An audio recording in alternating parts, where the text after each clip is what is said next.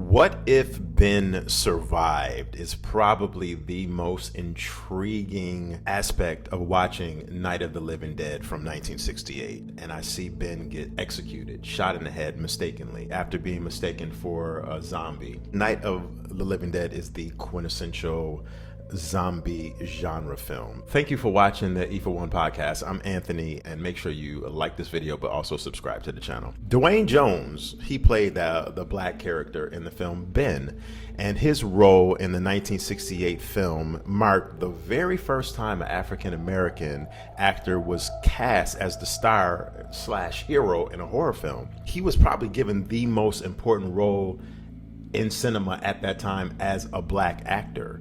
He really put his stamp on the horror genre. While some saw the casting as being very significant, George A. Romero, the director of the film, just saw it as I'm not trying to make a statement here by having the first black person be the star and hero of a horror film or film in general. I'm just basically casting the best actor, the best person that is fit for the role. And at that time, Dwayne Jones was the best actor to play Ben. Dwayne Jones is truly unsung, truly underrated as an actor, in my opinion. He really didn't get his just due. He actually died at 51 years of age, extremely young. He died in 1988. But getting back to What If Ben Survived, there was an all-white mob of men, some people in this conglomerate of men that were on the hunt to kill anyone who was zombified or any zombies. Some of them were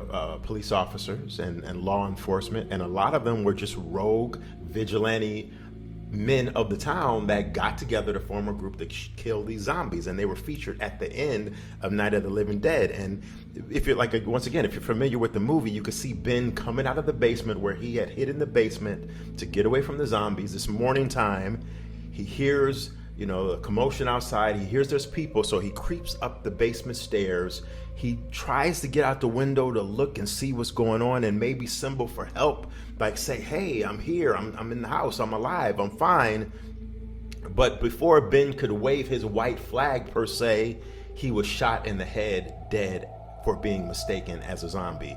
And the visualization of the men, the rogue group of men and police officers, picking up Ben's dead body and throwing it onto the fire with the rest of the zombies was very horrifying to see, because Ben was clearly not a zombie. He was literally just executed without truly the men knowing that, but still it was just very haunting to see them have hooks, literally latch the hooks into the skin and carry the bodies to the fire and have the bodies being burned.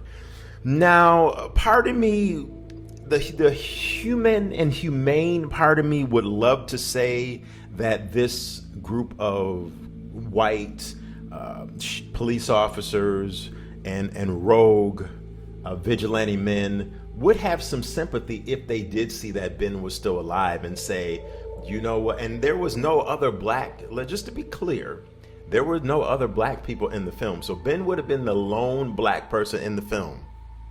Part of me, the humane side of me, like I just said, would like to say that the people would be welcoming and say, you know what, you're alive, you're not harmed, you're not a zombie, come along with us, we'll take you to shelter, we'll get you some food, we'll take care of you, we'll make sure that you're safe and sound.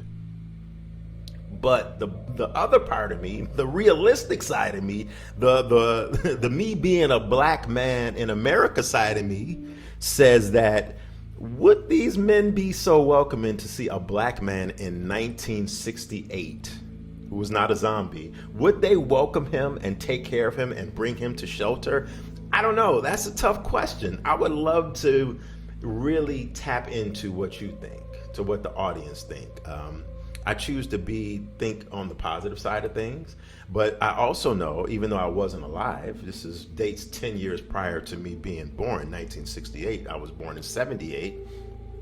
Knowing the racial tensions that were in this country of the United States of America, and still are, times are different, of course, but specifically in 1968, I don't know if those vigilante men would be so welcoming to rescue a black man. I'm just saying, I really don't. You would think so, you would hope so, but once again, looking through the lens of what my ancestors went through, what I have seen on video, what we've all seen went on in 1968. I don't know if those men would be so welcoming to C-Ben. Would they had killed him on the spot because he was a black man? That would be horrific, even more horrific from an accidental shooting, mistakenly thinking he was a zombie. If they did that, I would like to think that they would have some mercy and they would rescue him, being that times are rough and the world is being taken over by zombies. You need every man, every woman, every person that's alive, especially a man.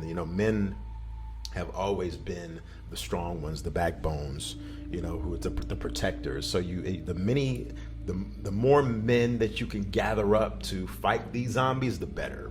So I would tend to think that they would have some mercy on Ben, but you just never know. It's a good question. But please let me know in the comment section what you think. This has been Night of the Living Dead. What if Ben survived?